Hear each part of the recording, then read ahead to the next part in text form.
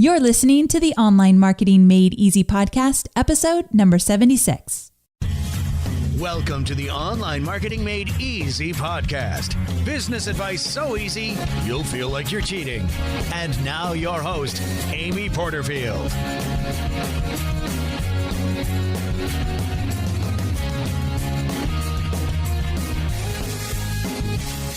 Hey there, Amy Porterfield here. Welcome to another episode of the Online Marketing Made Easy podcast.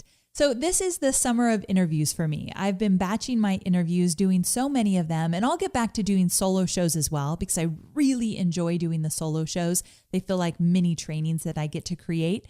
But I've been doing a lot of interviews because I wanted to talk about topics where I'm not necessarily the expert, but the topics really pique my interest, and I knew that they would for you as well. And I always try to bring you interviews that are related to you growing your online business. Now, today, we're not going to be talking about the nuts and bolts of online marketing. So it's not going to be a how-to or a step-by-step type of training. However, it's going to be equally, if not more important. Today, we are talking to New York Times bestselling author, speaker, and blogger, Gretchen Rubin. Now, you likely know Gretchen from the 2009 debut of her smash hit book, The Happiness Project. Such an amazing book. It really hit a nerve with the public because once that book came out, tons of book clubs popped up. Still today, the book's not brand new, and still today, you see book clubs all over talking about this book. You see actually professors assigning it to their students in college, psychiatrists who are recommending it to their clients as well. I mean, it really runs the gamut. So if you don't have the Happiness Project book, I definitely encourage you to pick it up. But today we're not actually talking about happiness with Gretchen, although it tends to always come back to wanting to make sure your life is full of happiness. But today we're actually talking about something a bit different. We are talking about habits and how you actually understand yourself to be and how that relates to the habits and the success you have with sticking to those habits. So this is such an interesting conversation we had. I prepared a bunch of notes for it like I always do, and I was ready to dive into each of these questions, but then sometimes the conversation took us in a different way, and I'm always a little bit nervous with interviews, to be completely honest. I don't feel like it's my natural setting, so I try to really, really listen, and even though I have notes in front of me, if the person I'm interviewing says something that I think, ooh, I'm really curious about that, I always think that you and me, you listening, are a lot alike in that if I have a question about it, you might too. So I did my best to really listen to what she had to share. And then if there was a question from that, I would jump on that. And we got into some really cool conversations. I think this is the first time that I felt comfortable going in a few places. And it's funny because in the interview, I always record the intro after so I could talk about it to kind of build it up. And in the interview, I suggested a few things and she's like, well, yeah, but not really. Here's what it's really about. And I love that because she gave us different ways to look at things. So I learned a lot in this interview and I hope you will too. So again, we're going to talk about how to better understand yourself, how to look at your habits. There was a conversation we had about not feeling legitimate in what you're putting out there to the world and what that does with your confidence. And she kind of puts a different take on that. So I thought that was a really cool conversation we had as well. So I won't ruin it for you. Just wanted to let you know this is one of my favorite interviews. Really great conversation. I hope you'll take a lot of what you're going to learn today, apply it to not only your business, but your personal life, and report back. Let me know what you think about this one because I really do think it can make some big shifts in your business and in your life. Now, we have a really cool giveaway that I want you to get your hands on because the giveaway for this episode is really related to everything we talk about, but I want you to do a little bit of an assessment with this giveaway. So the giveaway is called Working Better Than Before, which happens to also be the name of her newest book, but this is actually a PDF you're going to download. And it's a guide that will help you understand your own work habits better and gain insight into how you can maximize your creativity and productivity, which is what I'm all about, right? I love when we work smarter and we enjoy the work we're doing. So again, I want you to download the PDF and I want you to use it to really understand you and your habits and how to work smarter and get more done. So you can get it by going to amyporterfield.com/76 download. So that's amyporterfield.com/76 download, or you can text the phrase 76 download to the number 33444. But it's a really, really good PDF. I want you to use it, apply it, maybe use it with some of your clients as well. I think you'll find it valuable for your clients too. So make sure to get that. We don't talk a lot about it inside of the interview, so I wanted to make sure you were very aware of it before we get going. Before we dive in, I want to thank our sponsor today, 99 Designs. Now, I'm such a huge fan of this company because they can take care of all your graphic needs. We're talking logos, social media cover images, website graphics, and so much more. So visit 99designs.com/Amy and get a $99 upgrade for free. All right, so I won't make you wait any longer. I hope you enjoy this interview as much as I enjoyed hosting it. Here we go. Let's get started. Hey, Gretchen, thanks so much for being with me here today. I really appreciate it. Oh, I'm so happy to be talking to you. This is going to be such a great episode because we're talking about the things that are truly at the front of the minds of those listening that are building a business, and they might be struggling with a little confidence or struggling to understand their audience more, or in general, how to bring more happiness in what they're doing in their business, in their life.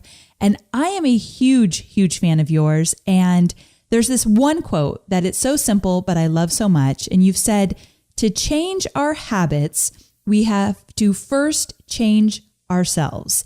And it's a simple saying, but it's daunting. To me, it feels like there's going to be a lot of soul searching going on. So, so can you break down for me, just in practical terms, what does it mean when you say we've got to change ourselves? Well, what struck me when I started studying habits was that there's a lot of sort of magic one-size-fits-all solutions. You know, do it first thing in the morning, or do it for 30 days, or give yourself a cheat day, or start small.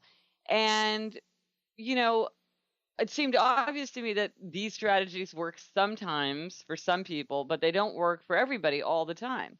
And the more and more I started looking at habits, the more I realized that the really important first step is to begin by figuring out what is true for us. What kind of person are we? And that a lot of times people get discouraged with habit change because they're trying to set things up in a way that isn't right for them. A common example is, you know, I had a friend who was a night person. He could barely get out of bed in time to go to work in the morning. He was at his most productive and creative late in the day. And he looked me in the eye and said, I'm going to start getting up early and going for a run as my New Year's resolution. And I said, that's not going to work for you because you're a night person. I see why it might make sense on paper, but it's not the right thing for you. And so if we want to figure out how to change our habits, we have to figure out what's going on with ourselves. And the change has to come from a true understanding of who we are. Because then we can shape the habits to suit the way our nature, our interests, our temperament. Because otherwise, a lot of times it just doesn't work. Okay, so how do you know then? I'm like the go-getter type of personality. And if I think about that, like I should get up and go running in the morning, but then maybe that's not my natural kind of, not habit, but it's not going to work for me because that's not what I do. I'm not an early bird. Let's pretend I'm not. So because of that, right away, I'll think in my head, well, then I'm being lazy. I'm not pushing myself hard enough. I'm not really going after it. Well, you could exercise at a different time of the day. You can be a go-getter and exercise at 3 p.m. See, that's what we got to remember, because I think we want to push ourselves. I hate the word hustle, but you hear it all the time for entrepreneurs. We got to hustle, hustle, hustle. But then there's some other ways basically you're saying there's other ways to make it happen. And you don't have to like push yourself into this like square that's never going to work for you. Right. I think you put your finger right on it. I mean, I think a lot of times people feel pressure or like they're failing because what's supposed to work, what all the experts say should work, doesn't work for them. And so they're like, well, I need to change. Something's wrong with me. I was just talking to Roseanne Cash. You know, she's this really super famous songwriter, writer, you know, super creative, productive person. And she was saying how she had always thought that there was something wrong with her process, because she was like, she looked at all these people that she knew who would like get up in the morning and go and work at 9 o'clock, even though they were writing songs or writing books or whatever, but they treated it like a job. And, you know, the whole thing about you got to get your rear end in the seat. And she kept thinking like, well, I'm doing it wrong. I should be like these people. this is what would work for me. And the fact that I've had all these countless top songs and gold records and, Grammys and everything, still there's got to be something wrong with me. Like I should be doing this other way. This is the way it's supposed to happen. And so she said, like, in thinking about a different way of habits, it's like, what works for you? There is no right way or Yes. wrong way. It's whatever works for you. And the secret is like, what are all the ways that you could think about setting it up that would work for you so you can find the way that will allow you to succeed, to be the most productive, the most creative, the healthiest. Because the fact is, whenever somebody says like, well, you should do it this way, I'm always like, well, maybe you should, maybe you shouldn't. Because there's a lot of different things that work for different people. And if you look at the people who are the most successful and productive and creative and healthy, they're the people who have figured out what works for them, and they make their environment work for them. Some people like to work in silence and quiet, and they make that happen. Other people like bustle and noise and a lot of people, a lot of activity. They find a way to work there. Some people like to work steadily and with lots of runway. I call that the marathoner style. That's how I am. I like to have plenty of time to work toward a deadline. Other people don't like that. They want to work right up against the deadline. They like that adrenaline. They like that crunch. They like the intensity of that sprint to the end. That works for them. That's how they feel like they're the most creative and productive. It's not that I'm right and they're wrong, or they're right and I'm wrong. It's that we both have different kinds of habits when it comes to work pace. Now, it might be that we're in conflict if we're on a team and we're going to have to work that out. But it's not like, well, you should do this. You Right. would be, but you should do this because you would be more creative and more productive. Maybe you would, maybe you wouldn't. Sprinters say, no, if I start too early, I lose interest, I waste time, I lose focus. I don't do my best work when I have a lot of time to spare. But for me, like if I am too crunched against a deadline, I cannot do my best work. I hate that. And so I think a lot of it is thinking, well, what are you like? What are the conditions that work for you? And then how do you build the habits and the circumstances? So that's where you find yourself. Okay, I love this. That's where you find yourself. That's super powerful for me because one, sometimes I struggle with confidence in myself. Like I compare myself to everybody else, how they're doing it, what they're doing. And no matter if I have a multi-million-dollar business or not, I still feel like, ooh, they're doing it this way. I probably should do it that way as well. So I feel like the more confidence I have in myself, in my business, the less I do, ooh, I should be doing that. So I think confidence plays a part here. And also just, it might sound woo-woo, but just like believing in yourself. Like you've got this. You've seen yourself succeed in these different areas. How have you done it? Look at all of that and find the way that works best for you. I love the Cash example. I think that's so brilliant. She's amazing at what she does. And why would she ever need to do it like someone else does it? She's already proven it works for her. Go ahead. And you just pointed out something that's very helpful for people. If there's something that you're struggling with, a very good question is to say, was there a time in the past where I did a better job with this, whatever this habit was or whatever this behavior is? Was there a time when it came easily to me? What was different? Why was it easy then and it's not easy now? So for instance, a friend of mine said, well, I don't understand why I can't exercise. When I was in high school, I was on the track team and I never missed track practice, but I can't run now. Why? Well, I spent months and months and months trying to answer that question because she was like, is it because I have kids? Is it because this? Is it because I'm older? Is it because And what it was is I decided it's accountability.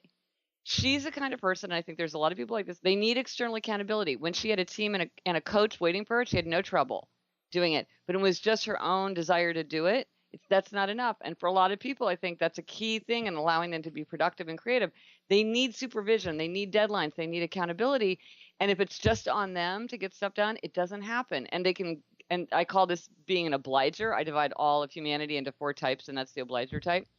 And a lot of times obligers, they worry about their self-esteem and they worry about their priorities. And I'm like, don't worry about that. Give yourself external accountability and you will have no problem.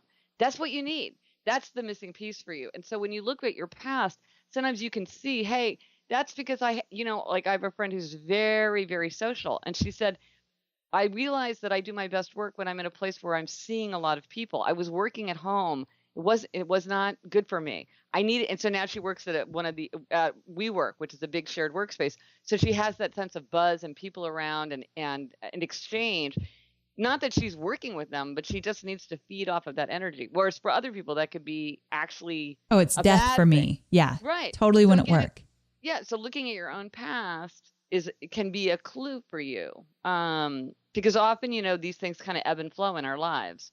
So true. And it reminds me of something. I used to work for Tony Robbins, and he used to teach this thing from stage that I loved. And it just reminded me of that. He was talking about working out, which is something most of us struggle with, and I definitely do. And he had someone on stage, and he said, okay, so what do you want to do? And he's like, I want to work out more. I want it to be a part of my life. I want to get out there every morning and do it. And he asked him what he was doing now, and it wasn't working. And he said, okay, so you're running, but what would make it, if you're running and it's like a 2 on a scale 1 to 10 of how much you enjoy it and how much happiness it brings you, what would make it like a 4? And the guy's like, well, if I was running on the beach. And he's like, okay, so what would make it a 6 for you? Well, if I had music in my ears and my wife did it with me and da-da-da. So his whole thing was, what would make your experience a 10 for you only? No matter what anybody else is doing, who cares? But what would make your experience a 10? And so I started doing that with working out. So now I've got this cool at-home gym, and it's exactly what I want. I don't have to go see anyone in my workout clothes, and that works for me. But I kept thinking, like, what would make this a 10? So I think being really individual about it, making it your own, can make a huge difference in anything that you're doing. But I will say this about that. I would say that's one of the puzzling things about habits, about this idea of taking it to a 10. Okay, tell me. One of the puzzling things about habits is that it's easy maybe to understand why we don't have a habit of something we don't want to do, but it's often just as hard to make a habit of something we love to do. And so just the fact that you enjoy something doesn't necessarily mean that you're going to find it easy to make a habit. Okay, you're speaking my language. This is good. You've made it more pleasant, and that's so smart. You've made it super convenient. You've eliminated, there's like so many things that were smart about the way that you set that up. But I think that it could be a distraction for people who are like, well, if I make this super enjoyable, then I will necessarily do it. No, a lot of times that doesn't happen. And that was one of the things that I was really puzzled me when I started talking to people about habits, because people would say things like, I love to cook, but I never cook. Okay, so then what is the answer? I never read. Yes. Like, yeah, well, what? Because you have to think. So in my book, what I do is I lay out the 21 strategies that people can use to make or break the habits. Okay. And sometimes people freak out when they hear they're 21 because that sounds like so many. But it's good because it means there's a whole bunch from which to choose. Some of these work very well for some people and don't work at all for other people. Some of them are only available to us at certain times of our lives, so we can't use them. So you want to know all of them. And what I realized is that whether or not you want to do something is kind of irrelevant to whether it will like engage in a habit. Sometimes it makes a big difference. Like if you have a donut on your way to work 3 times in a row, oh my gosh, that thing will lock in as a habit like right away. But you really have to think of the habit strategies of the kind of thing that turns a behavior into a habit. And certainly, one of the strategies is a strategy of convenience, and that's make something as easy as possible. And by easy, that also incorporates the idea of make it as pleasurable and as pleasant as possible. Good tools, you've made the gym into exactly the experience you want to be. That, which to me is the strategy of convenience. And also it's in your house, so it can't get more than convenient than that. Yep. But there are a lot of other strategies that a person could use to help lock in that habit of exercise that would also be necessary. Like it's not just enough to go running on the beach with your wife. You know what I mean? With an iPod. I'm like, if that guy lived in Santa Barbara, I'm not guaranteeing that he's going running 5 times a week. Because I think that you need to there's other things that you could add to that. That's great. But there might be other steps that would be necessary to make it lock into as a habit. Like, give me just one example. Scheduling. Okay, so scheduling is very powerful. If something's on the schedule at a specific time, it's much more likely to get done. And something that can happen at any time is often done at no time. So it's not like I'm going to go run. It's Saturday. I'm going to go for a run on the beach with my wife. Yep. At some point, it's like I'm going to go at 9:00 in the morning. Okay, I like this. There's other factors. Another is monitoring. We tend to, like magic, even if we're not consciously trying to change, if we monitor a behavior, we tend to do a better job with it. If we keep a food journal, we eat more healthfully. If we keep a budget, we spend more wisely. So like every time you go for a run, like write it down. Oh, how many times have I gone for a run this week? 4 times. Okay. So you want to monitor that. Accountability. For most people, accountability is helpful. For some people, accountability is crucial. The presence of the wife. The fact that my wife is saying, "Hey, honey, it's 9:00. Aren't we gonna go for our run?" That is very powerful. There's somebody who's gonna, or run with your dog. Like a dog that never wants to hear excuses. Like you gotta take that dog out. He'll hold you accountable. That's for sure. Another one is loophole spotting. So loophole spotting is when you think about all the reasons that you're going to let yourself off the hook. Well, I was going to go for a run today, but I think it's raining. I can't go. I'm good at these loopholes. Yeah, my foot. I think I hurt my foot. My wife. It's going to inconvenience her if I decide that I want to go for a run now. So out of concern for her, I'm not going to go. Oh, what difference does it make if I run today? Today, tomorrow? What's one run? Life is too short. I want to live a little. I want to enjoy the day. I don't want to have to go, push myself to go for a run. I want to accept myself just as I am. I don't need to exercise. That's the strategy of loophole spotting. So this is just some of the strategies that you could go on. But a lot of times when you're making an important habit change, there's many strategies that you could use simultaneously, which sounds like a lot of work, but it actually doesn't take a lot of, it's just a matter of thinking it through kind of systematically and thinking, how could I do this? How could I, and really zeroing in on it. And also it's like, if you're a morning person, maybe you want to go for that run at 7 a.m. If you're a night person, maybe you want to go for that run at 5, so that you wanted to take into account what's true for you, as you're thinking through all these habit strategies. I like it. And in the book, these are 21, what do you call them? Strategies. Oh, just 21 strategies. Easy enough. Okay, good. I want people to pick up that book and read those. So, okay. So here's the deal. You mentioned something that I'm dying to talk about. You said you put all humanity into 4 types. Yes. Talk to me about those 4 types. Okay, so this is the 4 tendencies. And most people can kind of diagnose themselves from a brief description, which I will give. But there is a quiz on my site, GretchenRubin.com, for people who want to take a quiz. Like, 180,000 people have taken it or something. Oh, wow. Okay. So this has to do with how you deal with an expectation, an outer expectation like a work deadline, or an inner expectation like your own desire to keep a blog in your free time or learn Italian in your free time. So there's upholders, questioners, obligers, and rebels. Upholders respond readily to outer and inner expectations alike. They keep a work deadline, they keep a New Year's resolution without much fuss. Their expectation, they really want to meet others' expectations, but their expectations for themselves are just as important or more important. Next, questioners. Questioners question all expectations. They'll do something if they think it makes sense. They hate anything arbitrary or irrational or unfair or inefficient. So they will do something if they believe in it. So they make everything into an inner expectation. Next, you're obligers. Obligers readily meet outer expectations, but they struggle to meet inner expectations. And that's my friend on the track team. When she had a team and a coach, she had no trouble showing up. But when it was just her own desire to go running, that wasn't enough because that was an inner expectation. And then finally, rebels. Rebels resist all expectations, outer and inner alike. They want to do what they want to do in their own way. And if you ask or tell them to do something, they're very likely to resist. And so basically, I think just about everybody falls pretty squarely into one of those 4 tendencies. And it has a lot of implications for habits because, like, if you're an obliger, you absolutely have to have external accountability, even to meet your own inner expectation for yourself. And that is, like, once obligers know that, they can sort of do anything. It's wonderful. They feel so freed because now they understand why they could do some things so consistently and other things not. Questioners, it's like, oh, that person who just keeps saying, why are we doing it this way? Why are we doing it all? Why am I listening to you? It's like, oh, they're a questioner. Just answer their questions and then they'll get on board. And with the rebel, you don't want to tell them what to do. You don't want to hold them accountable. You don't want to put it on the schedule. A lot of strategies that work for other tendencies are actually counterproductive for rebels. So if you know you're a rebel, or if you're working with a rebel, or you're in a family with a rebel, it's really important to recognize that so that you don't ignite that spirit of resistance, which can be powerful. So these are the 4 tendencies. I love it. That's good stuff. And there's a quiz on your site, so I'll make sure I link to it for sure. Great. Yeah.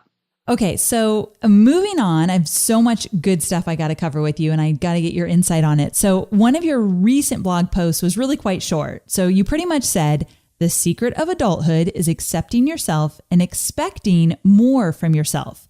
And I really think that this is what growing in our business is really all about, being content with ourselves while we're still trying to grow. But a lot of the people that are listening, they're entrepreneurs, they're building a business, they're trying to really connect with their target market and their audience, and they want to help people appeal to their happiness of their target market. Like, be happy, but also you need to grow and you need to expect more of yourself. So my question is, how do we communicate this whole concept to our own audience in a practical way?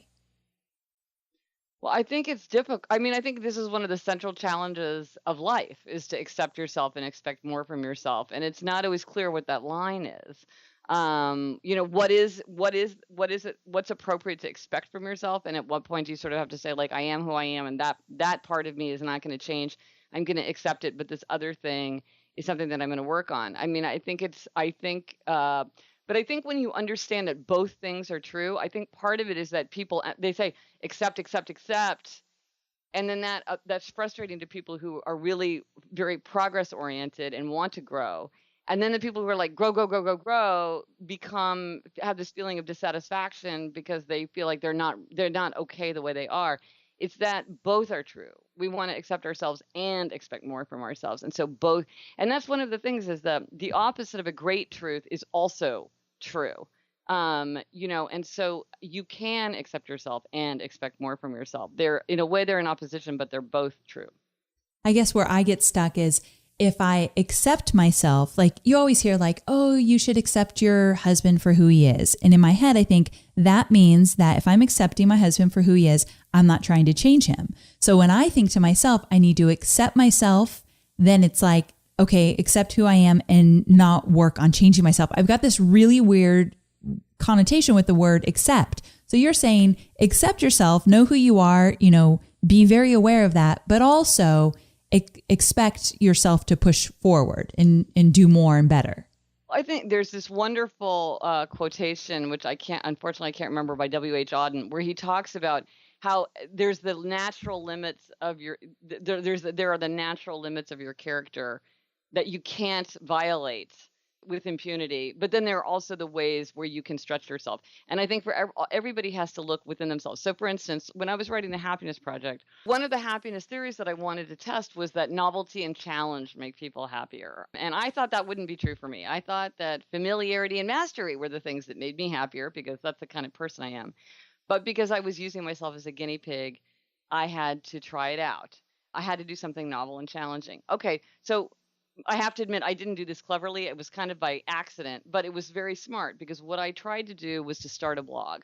That's what I was doing that was novel and challenging. And that was very difficult for me. I was very untechy. I never read blogs. I was never a journalist, so I never wrote short. I always was writing 80,000 words, not 500 words. I felt very exposed. So in every way, it felt difficult, challenging, outside my comfort zone, way outside my comfort zone. But the fact is that was a good thing for me to try because it was an extension of my nature. It was very uncomfortable, but it was the kind of thing that was appropriate for me. But if I had tried to do something like bungee jump, I don't think it would have worked because I'm not that kind of person. So I think when you accept yourself, you're like, okay, I'm only going to go so far in a certain direction. But there maybe are things that I could ask myself to do. Maybe I feel really uncomfortable speaking in public, but that's something that I can ask myself to get better at. I can work on that. Maybe I'm not very comfortable with numbers, but I can ask myself to get more comfortable with certain kinds of software programs and certain kind of analysis. But then there's things where you're like, you know what? That is just so not me. It's a waste of my time to work on that because I'm never going to gain that aspect of my personality. Yeah. And, and so it's like for every single person, it would be different. Okay. So this might seem obvious, but I've got to hear what you have to say about this. And that is that if we're working on ourselves, understanding ourselves more and really understanding what habits we're going to stick to and how we're going to do that, how do you see that playing into us building stronger businesses, making more money, connecting with our audience more, all that stuff? Well, I think it's crucial because, research suggests that about 40% of everyday life is shaped by our habits. And so if we have habits that work for us, we're far more likely to be happier, healthier, and more productive. And so if you're trying to get a lot done, there's two aspects of that. One is just yourself as a force in the world. And if you never get enough sleep, if you never get any exercise, if you eat all the wrong food, and let yourself get too hungry and then binge eat. If you are drinking too much, so your inhibitions are lowered. If you're in a messy environment where you can't find anything and you feel like you're just overwhelmed by junk, it's going to be hard for you to be doing your best, and that's the strategy of foundation, which is that there's certain elements of life that go directly to our ability to have energy and focus and self-mastery. And because when you are very ambitious, when you have a lot of things you want to get done, you need a lot of self-mastery because you're asking a lot of yourself. And so part of it is working on yourself just like as a force in the world, because your physical experience is always going to influence your emotional and intellectual experience and capabilities. And then the other thing is like getting stuff done. Procrastinate, of all the habits that people say that they want to work on, procrastination is certainly one of the ones that comes up the most often. Procrastination, and then on the more positive side, like making consistent progress. Like there's something like, I want to be better on social media. Well, that's a long game. That's not something you can sit down and bang out in a weekend. That's something you got to like commit to doing drip, drip, drip every day for a long time. And that's where habits really come in handy, with something like that, where you want to just put a behavior on automatic pilot. So you don't have to use decision making. You don't have to use self-control to get yourself to do something. You just do it without thinking. And so for someone who's very ambitious for themselves, has a lot of stuff they want to get done, the more they pay attention to the habits that are going to allow them to be highly functioning, the better off they're going to be. And the more they think about like, well, what are the things that I want to get done unthinkingly? What are the things that I just want to have happen just like clockwork? Like I don't decide to brush my teeth. I don't decide to wear a seatbelt. I don't decide to do a blog post. I just bang that it's like, how am I going to get this done today? So I think habits have a very important role to play. They're very freeing and energizing because they take the friction out of a lot of behavior because they automate it. Okay, I like the whole automated part of it, definitely. So that speaks to me for sure. Okay, so you just reminded me of the question that I thought, I've got to ask this one, but forgive me because I had to take notes on it because I want to get it right. But this one's a biggie. This one's a biggie for those listening. I know it will resonate. So you list 8 splendid truths of happiness. And number 2 is, one of the best ways to make yourself happy is to make other people happy. One of the best ways to make other people happy is to be happy yourself. Now, we're speaking to a lot of entrepreneurs, especially those just beginning in their business. And there can be this tendency when you're an entrepreneur to feeling like you have to have all the answers. Like your life has to be a perfect example of what you're teaching and what you're selling. So if you're a fitness coach, you better have a perfectly disciplined regimen for your workouts and look amazing kind of thing. And then that translates to all the other niches as well. But most of us, we can't wait till we're perfect in our business in order to start launching what we want to get out into the world. So here's my question. How can people communicate to an audience in a way that manifests real success in their particular niche? Like I have a system that works for me in my part of my life, and I want to share that with you, but without having to pretend like they're perfect in all that they're doing. Does that make sense? Yeah, no, I mean, I just think that's transparency and honesty. I mean, everybody knows that nobody's got it all together. So maybe it's just saying, I'm a work in progress. I want to teach what's worked for me. I'm still working. I'm still learning. And you don't feel like that dilutes your message at all. Like, where do you have to, really shine while still saying, okay, but I'm still a work in process? Like, I know this is a weird question, but it feels... Well, I do feel like there is an aspect in which people are going to say, especially questioners are going to say, well, why are you the authority that I would be listening to if I don't feel like you know what you're talking about? If I don't see that whatever you're saying, you're not applying in your own life. I don't understand why. Is it because it's not possible? You're telling me to do things that aren't realistic? Is it because it's wrong? Like you're telling me to do things that aren't actually working? I think it is natural that people will look to you to sort of see like, well, what if I stuck to this regime or I stuck to this plan, what would I expect to happen? Like, what would it look like on the other side? I think that's natural. So, but I mean, it's often the case too that people teach what they need to learn. Research is research. And so the people who are drawn to a certain kinds of areas, often it's because they're struggling in those areas. And so you might just be very candid about that and be like, this is something I've struggled with my whole life. I'm still figuring it out, but I just want to share what I've learned. I think for many people, that's a very powerful message too, that the honesty about imperfection. I agree. Definitely. Yeah. Darren Rouse was on the show not long ago, and he talked about when he first started, he knew a little bit about one thing. So he talked about it a lot, but then he'd explore other things with his audience. And I think they really resonated with that. Yes. So it makes sense. So you're not holding yourself out as the expert, but sort of like the lead investigator. Like, wow, Yeah. I've been thinking I really need to get into meditation. So I've been trying to learn about it, and I'm still no good at it, but I'm learning. And this is why I just, I think that's very wise. But it's funny because people often say to me, like, do you feel a lot of pressure to be happy? And I don't feel any pressure to be happy, actually. But I can see how, like, if you're a fitness coach, you would feel a lot of pressure to be fit or to show, like, what, to be an example for the people. I agree. And I feel a lot of pressure. I teach how to build your email list and how to create social media sales funnels. And I feel like if I'm not constantly growing my list and if I'm not making good money with my sales funnels, then who am I to be teaching it? So do you think that's valid?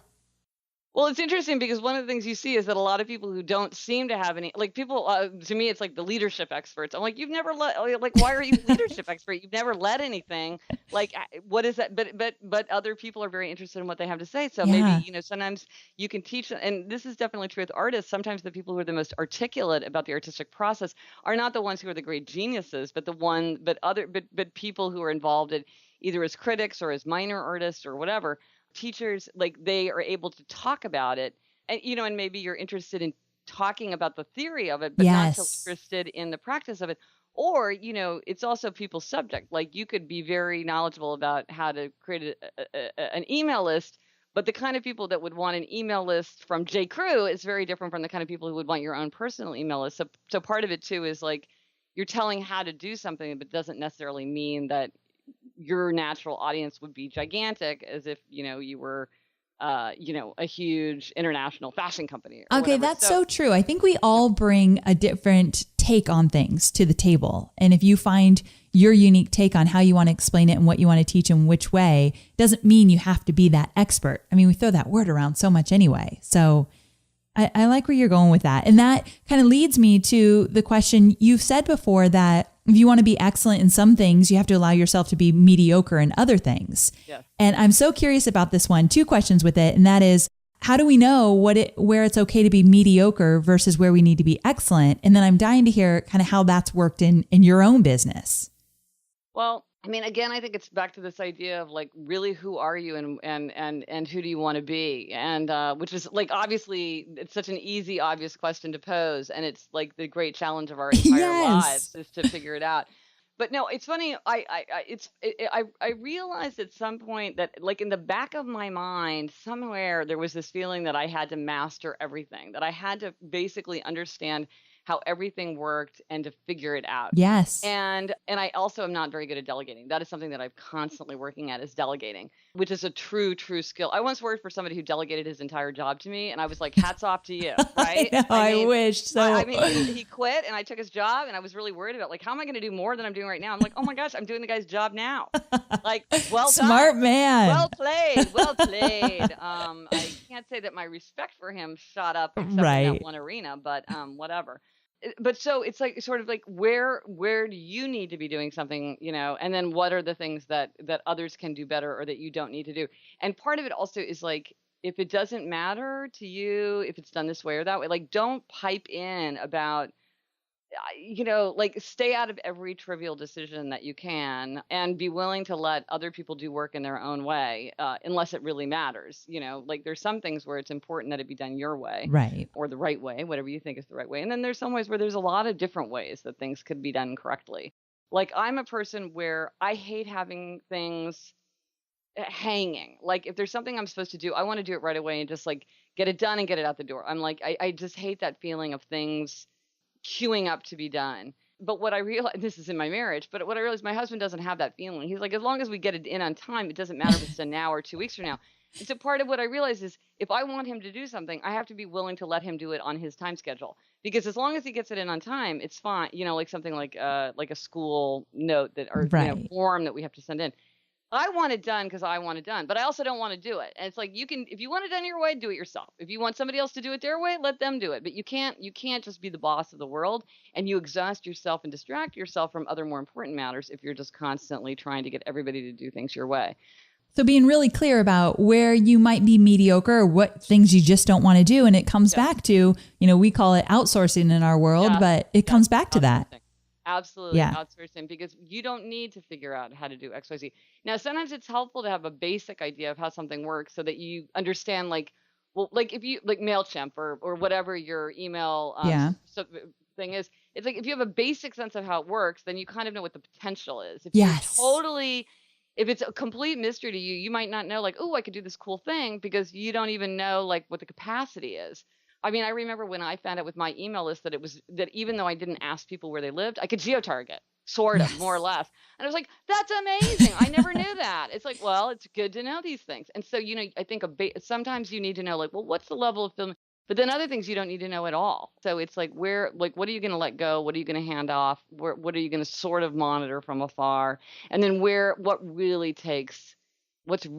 the essential thing for you that you do, that you can do, that no one else can do. That's really the core thing that you want to be doing. Definitely. And I still think it comes back to what we talked about in the very beginning about really knowing yourself and knowing what's going to light you up and what you want to work on and where you want to focus your time. And then all that other stuff is that stuff that we're going to delegate, and you're likely mediocre at it anyway. So yes, giving it away.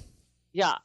Usually somebody else can do it better, if only because they're more focused on it, or they're more, they do it all the time. So they're more knowledgeable about it. They'll be more efficient at it, Yes. And I love what you say. This is something I learn with my team and my family every single day, that when I give it away to somebody, they're never going to do it exactly how I want them to do it. And that is really hard for me.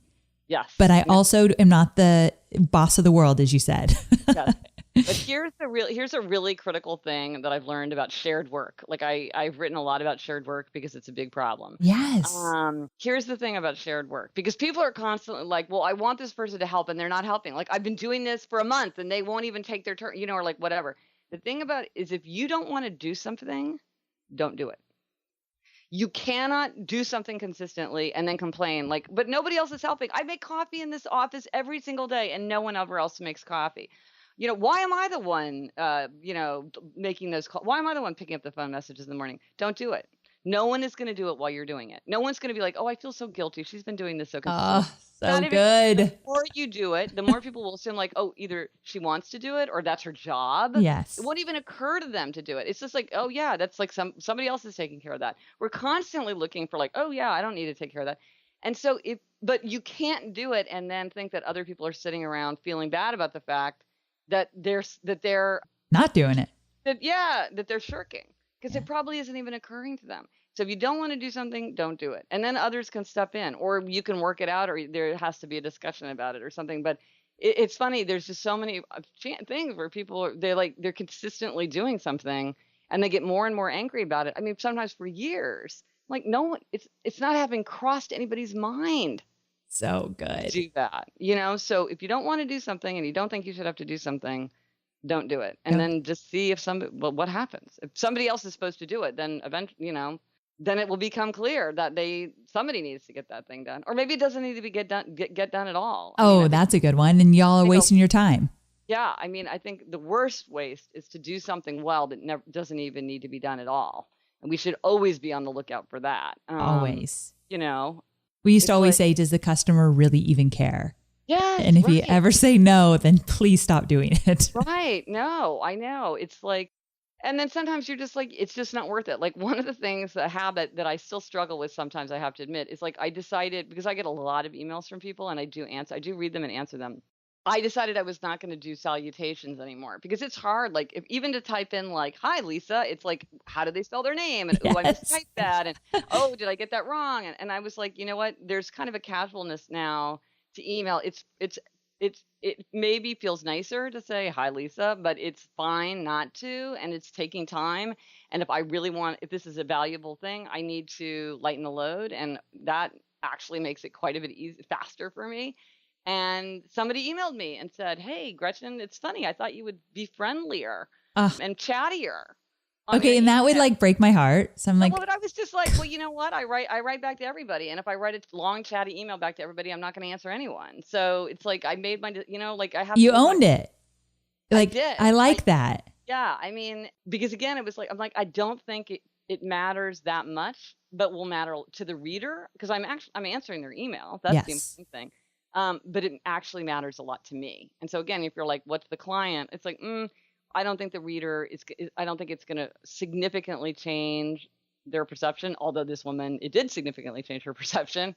But I mean, and that's part of like knowing what is valuable to you and what your priorities are, is that then even when people criticize them, you're like, well, Yes. I thought that through, but I had to make a choice that required trade-offs, and this is the trade-off that I've accepted. And like when you think that through and really make your own decision, then you don't feel like you're constantly being buffeted around by other people's expectations and values. I like that because especially in the online world, you're always going to get the negative feedback. Yes, You're 100%. always, and you got to get the thick skin. And I think part of having that thick skin is owning it and knowing like, no, this is what's going to work for me, and I can't make everyone happy. Right. No, and a thing that I remind myself all the time too is a strong voice repels as well as attracts. And you can never be so wholly acceptable and maintain any kind of idiosyncrasy, because somebody's going to respond negatively to anything. I mean, think of everybody who's like a beloved character. You can think of a million examples of them being parodied or made fun of or criticized. It's just like, it just comes with it. So if you put yourself out there, some people, it's not going to be everybody's cup of tea, and you just and on the internet, they can tell you that, and it's just like, whatever, well, I agree. And if people aren't saying anything, then you've probably got a problem. Like if you're not ever getting any negative feedback, you got to push yourself to be a little bit more opinionated is not the right word, but stand on your own and what you believe and what you think. And promotion is something where a lot of people feel very uncomfortable. Yes. And a friend of mine said, I was at South by Southwest or something and talking to a friend who's sort of in this world. And he's like, if you're not getting some complaints about self-promotion, you're just not self-promoting enough. I totally agree. Most people aren't paying that close attention. You got to hit them over the head with that message. And if a few people feel like it's too much, that's probably a sign that you're almost where you ought to be. And I find that very comforting, because it is like every once in a while, like people, and often, like for me, every once in a while, somebody's like, hey, Gretchen, everybody knows about your book. You don't need to keep reminding them. And I'm like, well, it's great for me to hear that you're a regular reader of my blog, and so you feel like I'm repeating myself. But a lot of people are coming to my blog for the first time, and as a writer, it's really part of my obligation to my profession and to like my ongoing ability to be in that profession, to promote myself. And like in this world where there's fewer and fewer bookstores and book reviews, writers really feel a lot of pressure to do it themselves. And every time people are like, oh, that's cool. I hadn't thought about that. I hadn't thought about it, that not everybody's reading your blog every single day. And so sometimes the people who are your biggest fans are the one who complain about it, because they're the ones who see it all the time. I never thought of that. Yeah. I try to remind, like sometimes I try to say like, hey, this might feel like, feel free to skip this if you've heard it before, but, or whatever, to signal, I know it might be a lot, but on the other hand, I have to be sensible. I have to take advantage of these opportunities to spread the word. I do that at the end of my emails when I'm in a heavy promotion time, like for my signature program, I promote twice a year. At the end of every promo email, and there's like 10 of them over about a month period, I always say, hey, if you don't hear any more about the Profit Lab, just click here. I won't take you off my list, but you'll never hear about the Profit Lab again. And not that many people click on it, but let's say a few hundred out of a couple 100,000, at least I know I've got it covered. So yeah. And they feel like you've acknowledged the fact. Yes. And that's enough for them. Or they're like, she gets it. She gets it. But I don't really care. Like, whatever. Exactly. Yeah. So that's so true.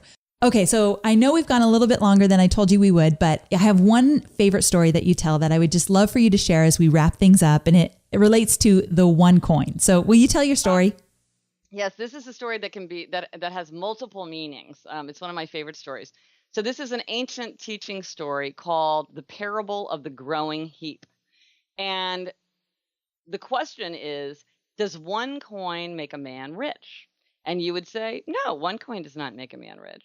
But then you give a man another coin, and then you give a man another coin, and then you give a man another coin. And at some point you would have to say, yes, a man is rich because one coin made him so.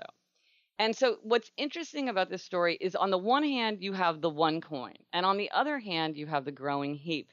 And we often flip back and forth in our understanding about whether we're focusing on the one coin or focusing on the growing heap. And it's very helpful to have this model in mind. Now, sometimes it can help us stick to our better habits. For instance, one loophole that people often use to get themselves out of a good habit is to say something like, well, why should I go to the gym today? What's one trip to the gym? Or oh, yeah, I'm going to break my diet, but what's one cupcake? It's not going to make any difference. Or, oh, yeah, sure, I should be doing those expense accounts, but like, what's one afternoon in the office? And the fact is, it's true. In any one instance of this kind of behavior, it's inconsequential. Like, it doesn't make any difference. But on the other hand, the only way you have a good habit and make progress is one coin plus one coin plus one coin. So you want to think about that coin. On the other hand, another way to think about the story is in terms of understanding the value of that single coin, because in the end, all we have is the one coin. The growing heap is in the future, it's accumulating, but our experience right now is with the one coin. And so, it's easy to get caught up in the chasing. I got to pile up my coins, so I'm going to get to that big heap.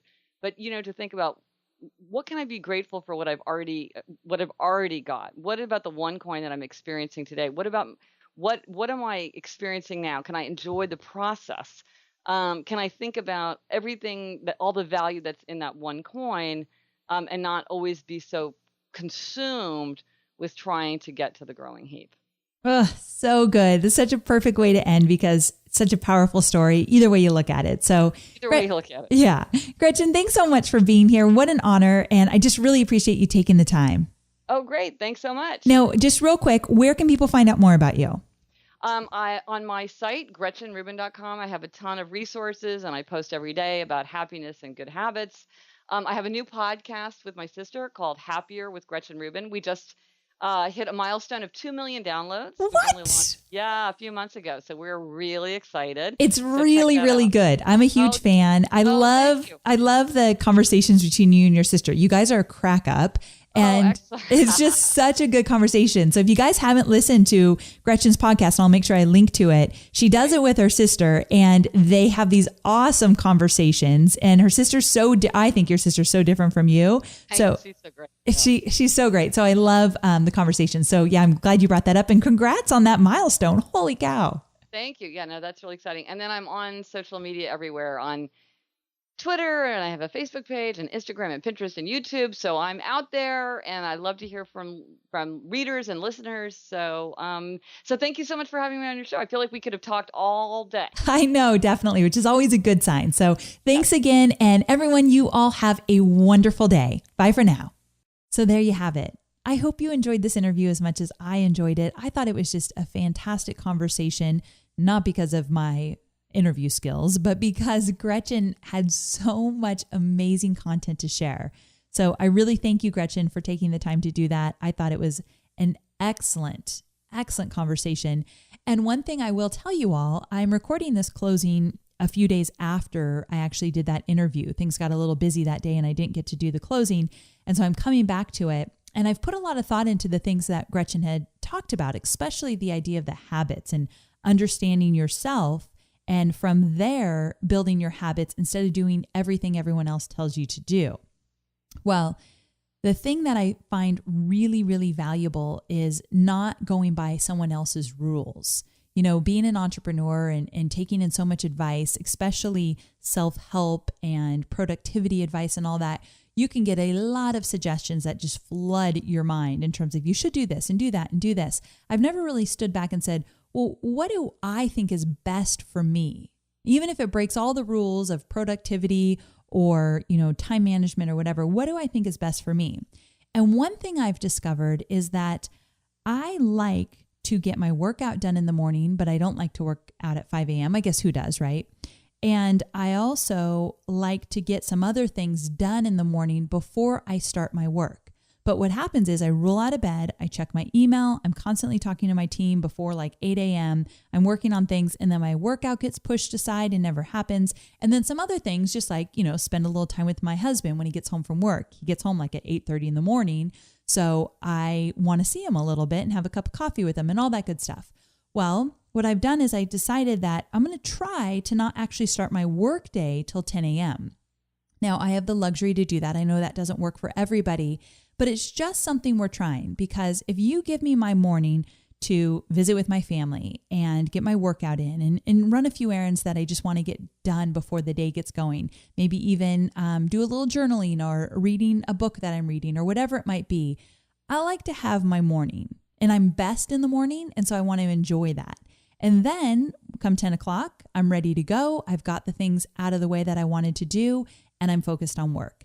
Now, feels very, very weird to me, but I'm going to try it because I really took inventory. I downloaded that PDF I told you guys about. I downloaded the PDF, took inventory, and thought, this is my personality. This is going to make me happier and more productive. So it's too early to tell you if it's going to work or not, but I'll report back. I'll let you know. But one of the things that helped me was this working better than before PDF. So I want you to get it as well. So I mentioned this in the intro, but if you haven't gotten your hands on it yet, all you need to do is go to amyporterfield.com/76 download, or you can text the phrase 76 download to the number 33444. And this PDF will help you really understand you, your habits, and then from there move forward. I actually also got the book Working Better Than Before because I mentioned, or Gretchen mentioned in the interview, those 21 strategies. I thought they'd have some snappy name. And I'm like, what are those 21 things called? And she says, strategies? I'm like, oh, yeah. So those 21 strategies to help you form better habits related to how you operate. I love that concept. So I got the book. I'm going to kind of dive into those as well. So I'll keep you all updated. This is something really near and dear to my heart because I'm so hard on myself when I don't stick to habits. And I just, I say things to myself that I would never say to my worst enemy. And so I want to be kinder to myself. And one way to do that is to understand how I operate and form habits around that so I can win versus always struggling not to get to these habits or not to get into the groove of the habits that I create. So I don't know. That's just my take on that. I wanted to share that with you and just thank you so much for being here. It truly does mean a lot to me. And I'm just so glad that you got to hear this interview because I think that it could really make a difference in your personal life and your business if you take these strategies and actually do something with them. It's all about taking action. It's good to hear, but it's great to actually do. And finally, I want to thank our sponsor, 99 Designs. Now, when you market online, it's really difficult to stand out from all of that online noise clutter. So how do you do it? Well, I think you do it through impeccable branding, and that includes your logo, your social media cover images, your website, and everything in between. At 99 Designs, you can get anything designed in just a week for a startup-friendly price. So to give you a little something extra, when you go to 99designs.com/Amy, you'll get a $99 upgrade for free. That upgrade makes your design contest stand out from all the others and bumps you to the top of the list so more designers can see your contest. So make sure to check out 99designs.com/Amy. So thank you so very much. Have a wonderful week. And I can't wait to connect with you again next week. Take care.